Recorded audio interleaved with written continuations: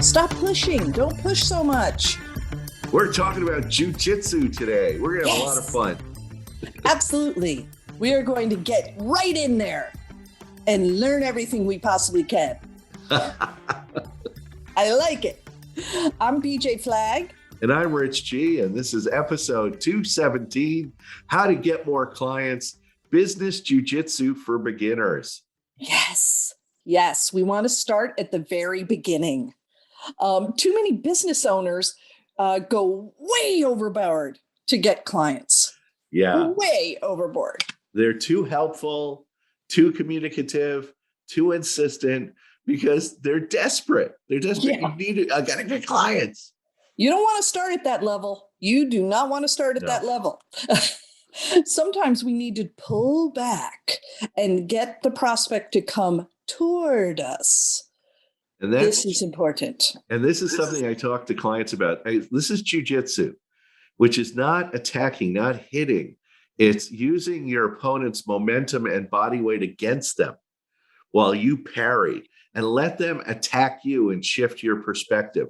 And that's the thing. Too often we're on the attack. We're presenting. We're sending proposals. We're calling them. We're bothering them. You end up looking desperate. And what we want you to do is step back. Yes. And so we've got some great actions for you. Use the energy. This is what we need you to do. The first thing that comes to mind for me, Rich, is be prepared. Be well prepared. Be calm going into those first couple of meetings. Yes. You know, it's all about the trust relationship that you're about to enter.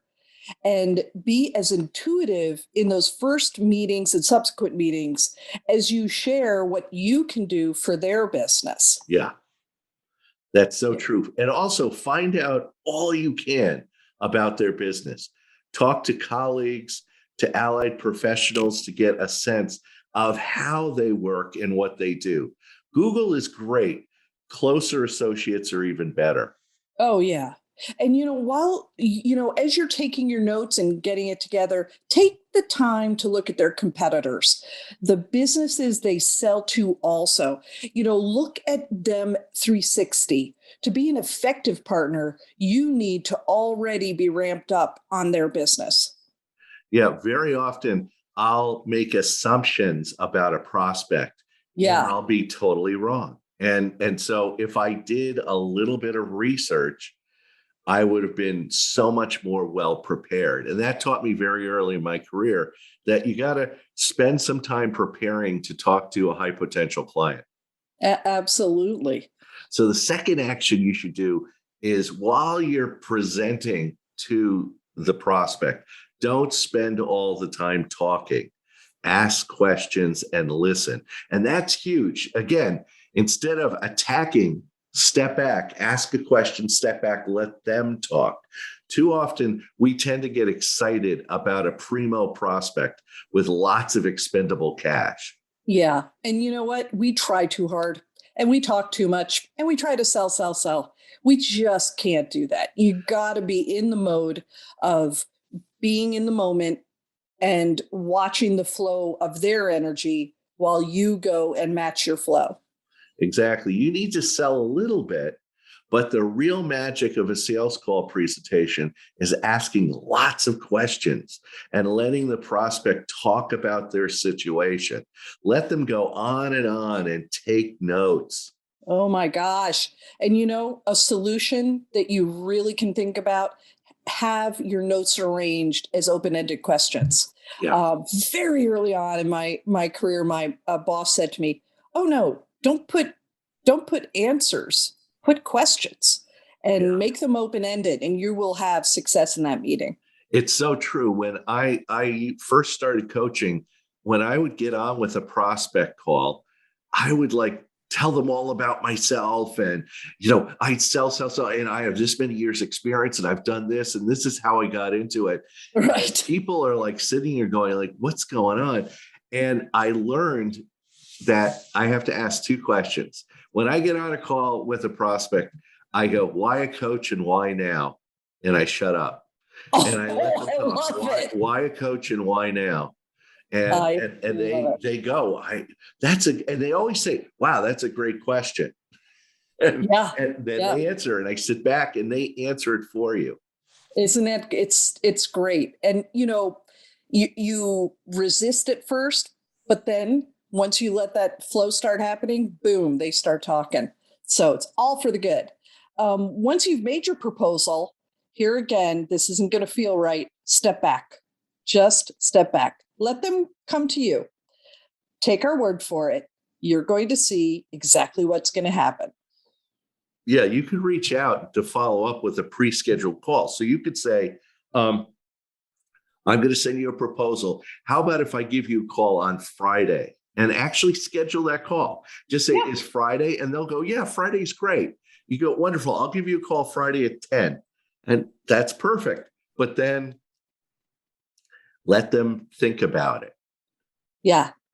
Yeah. And don't, and let 10 come, call them at 10, be as prompt as you can be, right?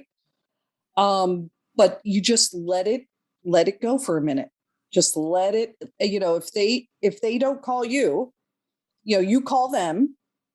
If you have to go on an answering, machine, go right ahead, but don't sound, desperate. Oh, I thought we had a meeting. No. Just say, hey, touch it back. As I mentioned, I'd call you at 10. Hope everything's going great. Feel free to reach out when you can. But you need to let them think about it. This is hard, but you'll see that it'll be much appreciated. You can follow up with notes from the meeting, but do not attempt to close in that email. Yeah. And don't you feel you just got to be realistic? They will need, they're going to have to make a change of some sort, some sort of addendum to the proposal. Be nonchalant and about any of the changes and get back to them, in a timely fashion. You'll notice again, if you don't try to do that close, they're going to be able to choose you. Yeah. And that makes a big difference. And to your point, BJ, when like I'll call a client like on Friday and they don't pick up at 10 o'clock, I'll just say, hey, this is Rich G. I just leaving a quick message to see if you had any other questions about coaching. Feel free to get back to me anytime. And I leave my phone number. Take your time and no rush. And I just hang up the phone. That's it. That done. And so that leaves us to the fourth action, which is, and if they don't get back to you, that's the big one. Yes. Like you get radio silence for like a week. Right. Follow up with what we call the 9-word email.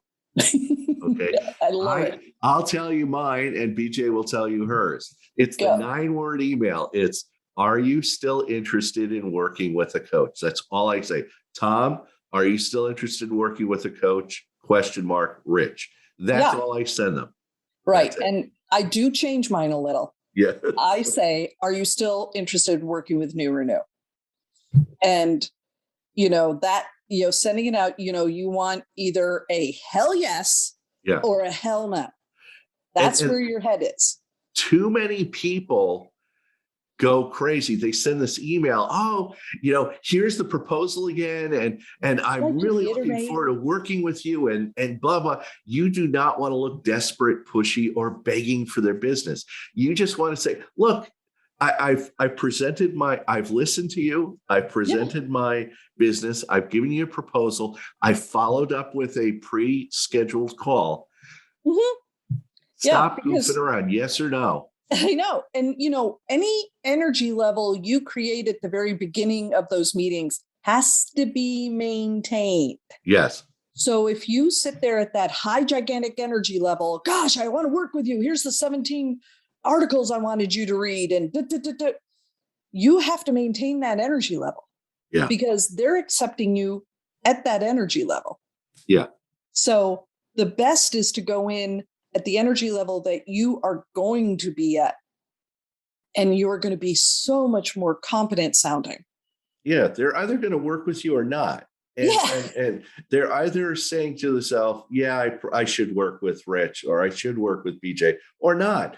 And it's like, the more that you beg, the more that you're in their face, the less they're going to respect you, the less they're going to be impressed by you. They're going to get, this person really needs my business. Yeah. Don't And give them reasons to say no. yeah.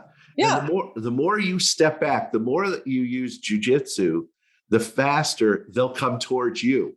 You pull back, they'll come towards you. Yeah. Yeah. Like, And, yeah. you will see it happen in real time. It's fantastic. Hey, let's go a little deeper into this topic. I got a great resource for you. Master the art of closing the sale. The game-changing 10 steps sales process at getting more clients and referrals. Ben Brown. Yeah. Rich, this is a good one. Yeah. He shows you how to achieve a radical improvement in your sales process to dramatically close more sales, develop long-term clients, and enjoy more referrals. So he takes you through this 10 steps to get you to close more sales. And I find when I work with businesses, closing the sale is one of the hardest things for people to do.